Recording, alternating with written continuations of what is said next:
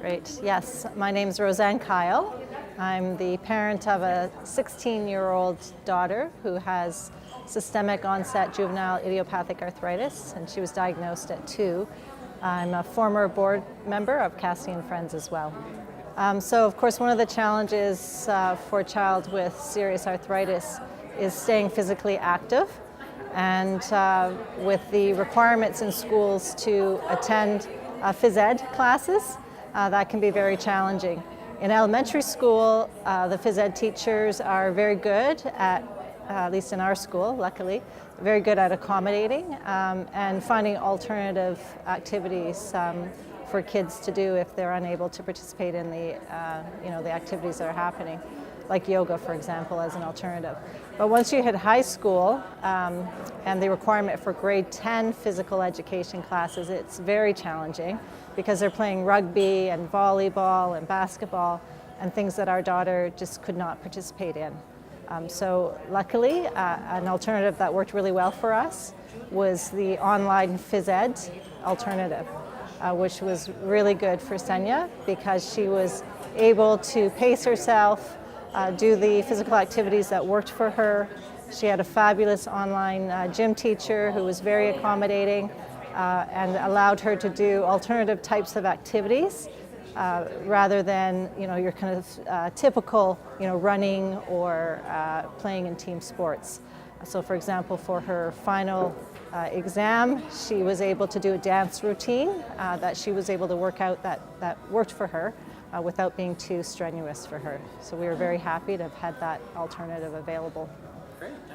So Senya's had arthritis for 14 years. I would say things have changed a lot in those 14 years. It depends somewhat on the teacher. I would say overall teachers are more aware now than they were 10 years ago about juvenile arthritis.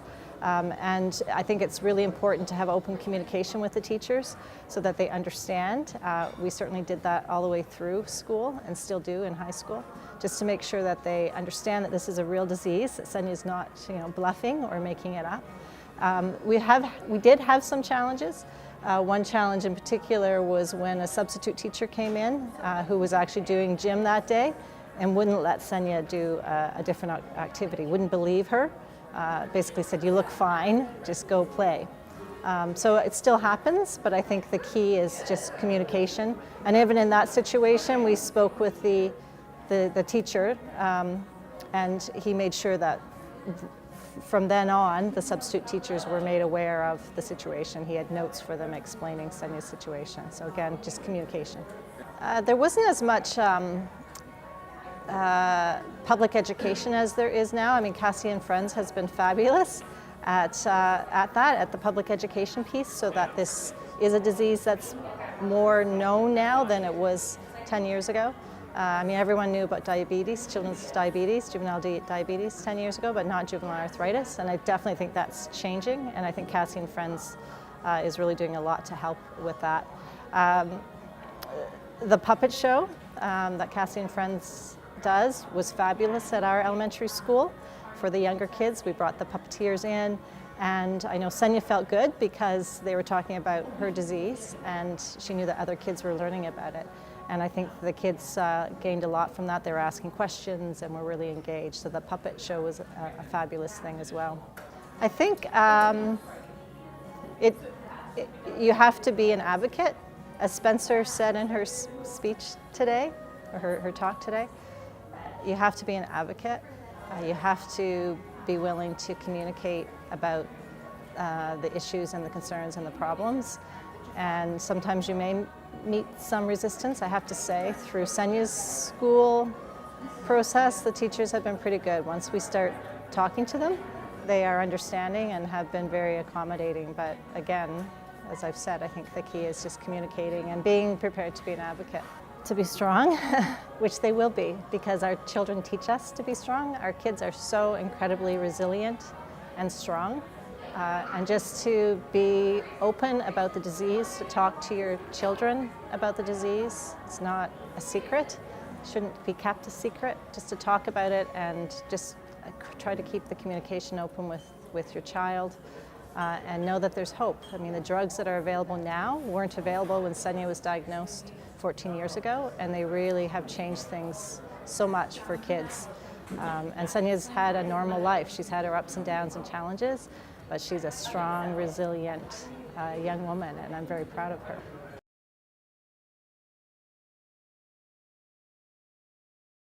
Sure, so my name is Cassie. I'm a juvenile idiopathic arthritis patient. I was diagnosed when I was 14, and I'm also a graduate student at the Alberta Children's Hospital. I'm in my second year of my Master's of Science in Medical Science, and I'm here today to join a panel of experts talking about problems at school that children with arthritis face and some of the solutions to these problems.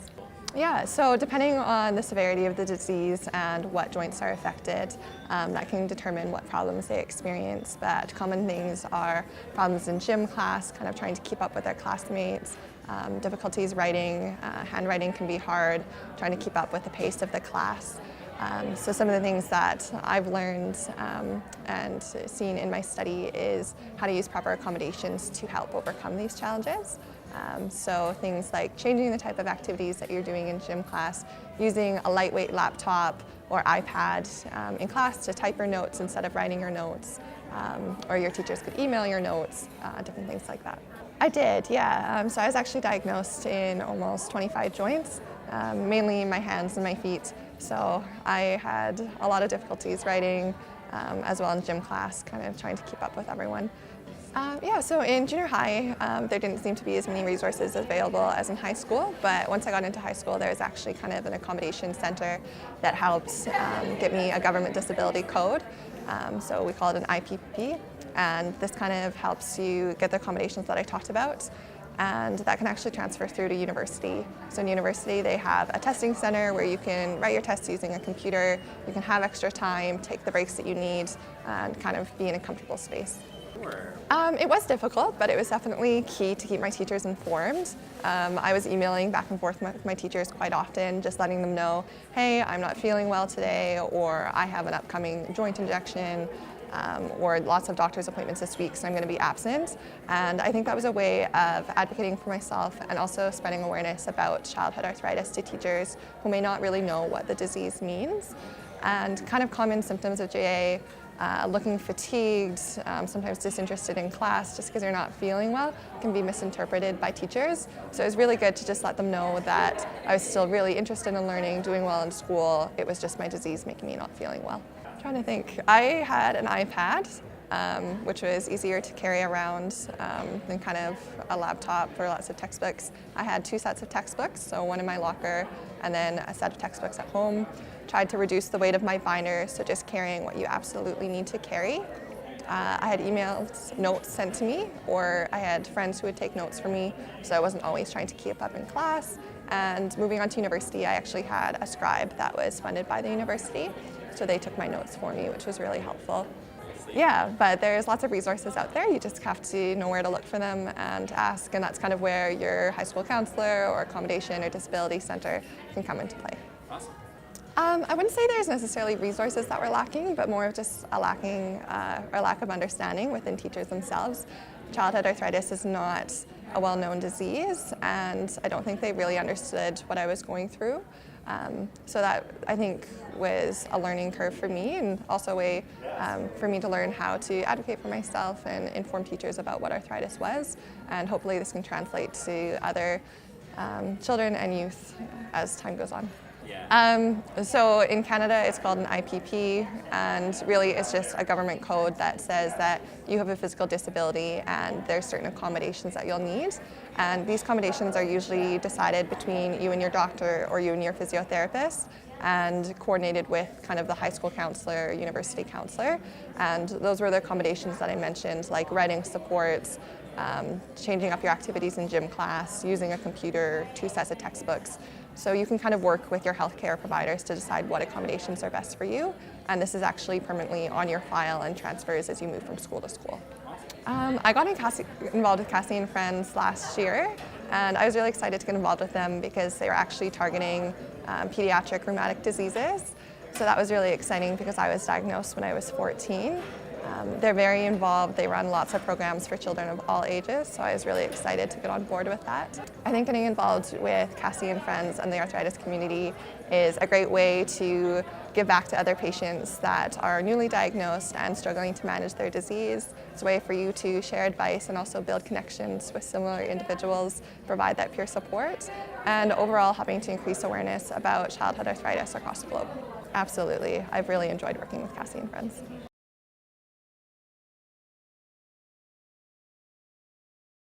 I'm Cassie, and my favorite part of Family Day is just meeting new people and doing all the fun activities. Sorry, Mom, but I think my dad, he's always like super positive about everything, and he always like finds a way to make me smile or to make me laugh. Yeah, well, I went to camp this year, and I had a flare, so my ankle was sore during camp. And they were all like so supportive. They would come with me to get my shots and everything. I've just like told them about it, or like if I have to sit out in gym and they're like, "What's wrong?" But a lot of my closest friends have known since we were like little. Nice. I wish that people understood that it doesn't go away. That it's like, it's permanent, I guess. Most people think like, oh, it's not that bad. It's just like an injury where you like sprain an ankle or something, but it's like a lifetime injury. I don't think it's made much of a difference. Like at my new school, no one really knows yet. I didn't really want to tell people yet. But like at my old school, it didn't affect my school like learning as much. It was just I had to sit out in gym sometimes, that's it. I think my mom emailed a lot of the teachers, but like if they asked me why I was limping in the halls or something, I'd tell them, like I wouldn't lie or something. And were they pretty receptive about it? Yeah, like most of them were really nice about it. They would like let me take the elevator with them or something. I think just the same support that I've gotten at school and at elementary school and now high school, like just the same types of things, just like people being aware and stuff. Mm-hmm. I think it's very important that other kids know that they're not the only ones. Like I sometimes feel like it's not fair, like why me, that I have to have arthritis. So like I think that everybody should know that they're not the only ones and there's other people that are going through the same things. And my plan is to take over Cassie and Friends.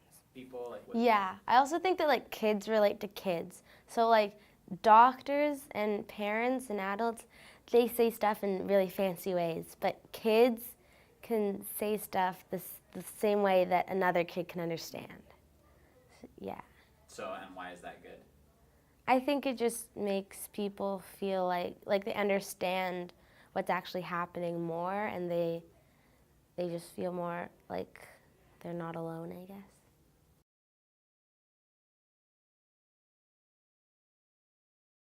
Okay, I'm Grace. I have juvenile idiopathic arthritis, and I go to Cassie and Friends because I meet people who are like me and that are going through the same difficulties and struggles, and it's a family. I consider these people like brothers and sisters. Wow. Yeah, so I was diagnosed when I was 18 months old, so most of my support came mostly from my family because growing up with these difficulties, my friends never really understood.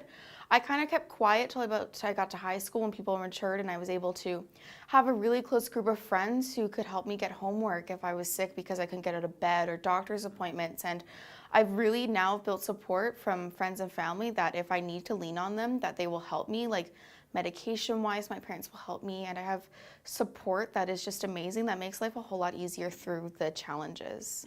Yeah. I just wish that people understood that we have good and bad days. A lot of people think, well, yesterday you could do everything, you can walk and you can run, and then the next day you can't do anything. A lot of people think that you're faking it. I wish that the stigma was gone, that just because you can't see it doesn't mean that it's not there and it's a real issue. I had some troubles with some PE teachers, again, because even with doctor's notes sometimes they wouldn't really understand or remember what I could and couldn't do. A lot of stairs and stuff was a big issue. I had to use the elevator, which people thought I was lazy because I didn't have a cast or a crutch or anything. Nothing was visible, and a lot of people just thought I was lazy or that I just couldn't do anything. that was a big issue, as well as keeping up with school was an issue, but I really focused on my counselors and really communicating with my teachers and my friends to really help me kind of get through the tough times. That's a good thing. Yeah, I would first tell them my situation and that I have arthritis, and if that didn't work, I would get notes from my doctors to come in, and once it's an official note, then they understand and they're willing to work with you. I definitely have their emails, and I'll email back and forth with them if I need anything. And once you kind of build a relationship through that, it's pretty easy to get homework and stuff like that. I'm graduating this year. Nice. Yeah. Grade 12. Yeah. What do you plan to do after? I'm planning on becoming a clinical counselor because I want to help people get through tough times. I'm squeamish with blood. I want to be a doctor, but that's not going to work. So being a clinical counselor, I can help people work through the mental stuff, because even though the limitations with your body is hard, it really does affect like your happiness and your mental well-being, and I feel like that is sometimes looked over. So I just want to help people go through that, because you do feel alone in high school and going through school with like arthritis or rheumatic diseases, and sometimes you don't feel like there's a way you can kind of get through it. So helping people to deal with their pain and that you aren't alone, to use like the resources that are given to you, is I think really crucial. Probably just like the counselors or career counselors. For my job, I rely on my managers, and I need to get doctor's notes to them. But once I did that, I lean on them, and I just can tell them this is what I can and can't do. As for post-secondary, I feel like I'll just have to bring a doctor's note and let them know what's going on, so I can create that the professor-student connection, so I can help not fall behind. I want to help people feel like they're not alone, and that a lot of people are going through a lot of things that you just can't see, and that there are resources to help you. I feel like I definitely, when I was growing up through my challenges, that I didn't know of any of that, and if I knew of that, that would help. So being involved with Cassie and Friends and Family Day and like the young adult youth panels is really, I can help give people a voice that you're not alone. Because I feel like a lot of the times adults will try to help kids, which is a great thing, but I feel like if it's coming from someone that's your age, it's more relatable, and it's actually, you can apply it to your own life. I feel like just get involved with Cassie and Friends. It's a really great organization, and I have my own family that I can go to and support and definitely just help out, and it's really great. Yeah.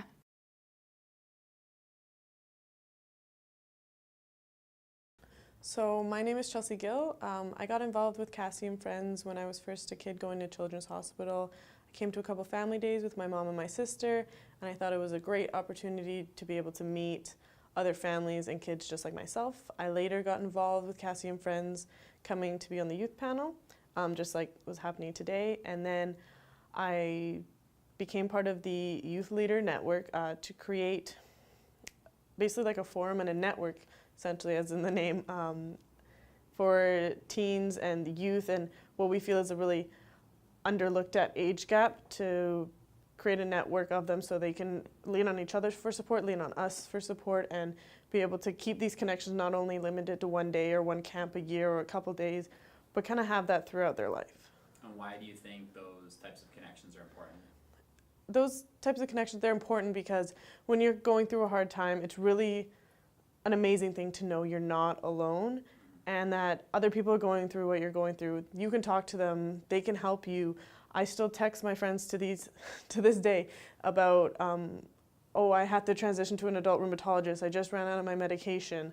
I need to be able to get this appointment soon. So we message each other all about these problems, because most of the time we've been there before, and we can help each other basically find the best way to go about handling it. So if we can create that for other youth to be able to go through, so it's an easier way for them, then that would be awesome for us to experience. So we're focusing on ages 13 to 30 because there's a lot going on in your life in that time. I mean, you could be transitioning from secondary school to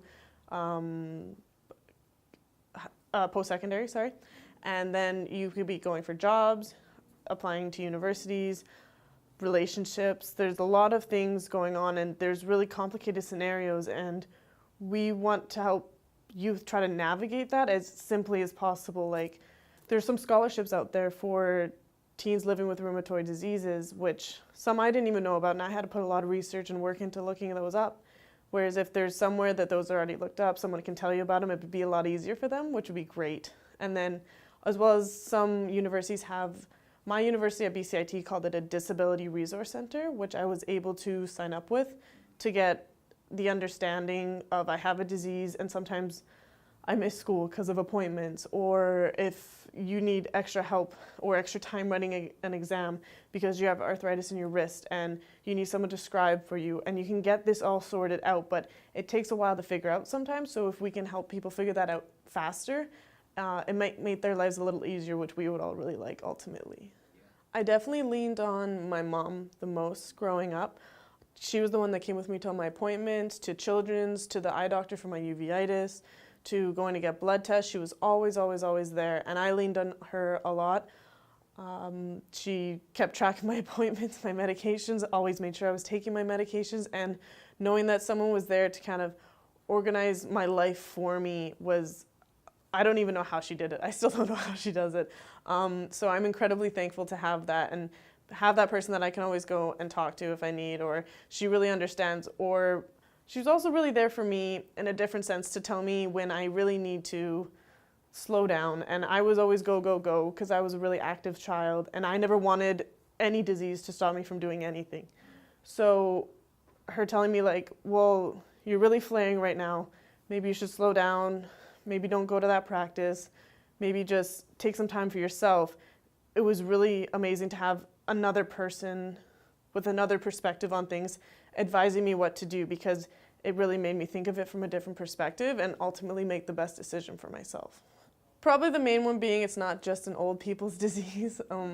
Young people do have it, and they just have an understanding of it can affect you in ways more than one.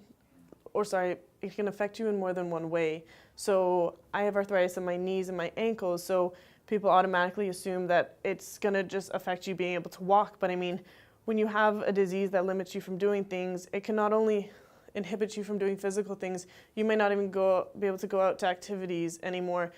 It can affect your mental state of, I don't even want to go out anymore, even though maybe I'm healthy, I don't even want to go out anymore. Like there's a lot of different aspects that can affect it, and it's not just a physical inability to do things. It wasn't a big effect on my schooling. The biggest effect was just having to miss school for appointments. I never had to miss that much class because of my disease. When I was put on methotrexate, I did miss quite a bit of classes because I had really awful side effects from the oral medication and being sick all the time. And that's the only really issues I had with school. I was always able to stay focused, just missing those classes for appointments, but I would always go to my teachers, explain the situation, and most of them were more than helpful, give me the work that I missed, help me catch up on it, and I was able to make it through my schooling without that many problems, thankfully. Nice. I want to make a difference for them going forward, because I think it would be an amazing experience if I were in that position, being the younger person, if there was a forum or a way that someone who had been in my situation, in my shoes before, gone through what I was going through, if they could help me or advise me, or I could just talk about situations I was going through. I think that would have really benefited me as a youth, or even as a child going through this disease with my family, friends, everything. So being able to give that to another person, just like I was growing up, would feel like I'm really benefiting something greater than myself. And no matter how small it may be, I think any way you can help somebody else out is the right thing to do. So I'm really glad I get to be a part of the Youth Leader Network and be part of something bigger, of creating something that's ultimately going to be like a big support group for all youth with rheumatoid diseases, so they always have somewhere to go if there's a tough situation, they had a bad day, they're switching to a new medication, they're applying to universities, they're switching to adult rheumatologists. Any situation they're going through, there's at least someone to talk to about it, which can help you at least de-stress or stop overthinking the situation, and they can give you advice, or they can just be a shoulder to lean on and help you get through that tough scenario in your life. And to me, that's incredibly important, because I would have loved to have that growing up with the disease. So there's always a different way that a child or a youth speaks to their doctor. Sometimes, depending on the person, it feels awkward for them to be as open, as well as with your parents. Some people don't have an extremely open relationship, or they just don't feel comfortable sharing some specific things. But when you're talking with someone your own age or similar in age to you, or someone that's gone through that scenario, like your parents are always going to feel for you. They're always going to want to try to take all your pain away, even though they can't, but they're going to do everything they can to do that. But they don't really understand what it's like in your shoes being a young person with what's misconceived as an old person disease. So having someone that has the same disease around the same age group and they really know what you're going through, that can be an unexplainable feeling. So to be able to create that is like the perfect thing to do in my mind.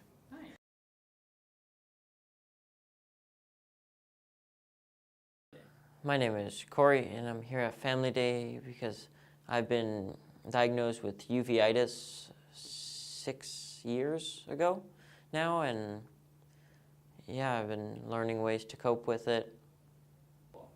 Well, when I started taking methotrexate, I'd miss a lot of days at school because I'd be sick, and that drug wasn't really good for me, and I had to be on it for 1.5 years. And yeah, I got behind in school, but now I'm doing better. I'm on Humira. My family was very good. Yeah, my friends, it's like I didn't really have a problem to them, like I was just a normal kid. So it didn't really affect me because it wasn't like physical, it was just my eyes sometimes. But I didn't really have a lot of problems for vision. At the beginning, it was pretty rough, like when it started. My eyes were bad. Like at the beginning, they thought I had pink eye, but that's what the clinic said. But it's when it never got better with the pink eye drops that they sent me to a specialist, and he saw that I had uveitis, and that doctor was nice. He took care of me, and he told me that if I would have came in like a month later, I would have ended up blind in one eye. So, yeah. And after that, they tried a methotrexate, and that drug, it worked a bit, but it was not really great because I'd be sick for 3 days after. And after that, they put me on Humira, and I've been on Humira for almost 4 years now, and it's been working great. It's great to you. It's special to see the other kids who have rare diseases like me, because besides coming here, I don't know anybody else with problems like me, and it makes me feel like I'm not alone. Yeah, I think I'd like to become a volunteer once I'm too old for the programs. Cool. Well, I like biking, and I told my mom how I think when I'm going to be done with high school, I'd like to bike across Canada. And she told me I should do it for uveitis and try to raise money for it. So that'd be nice doing that, maybe. Cool. Well, it was more in elementary school. It was harder because in elementary school I took more drops, so the teachers had to put the drops for me. And sometimes it was too bright outside to go outside during the recess.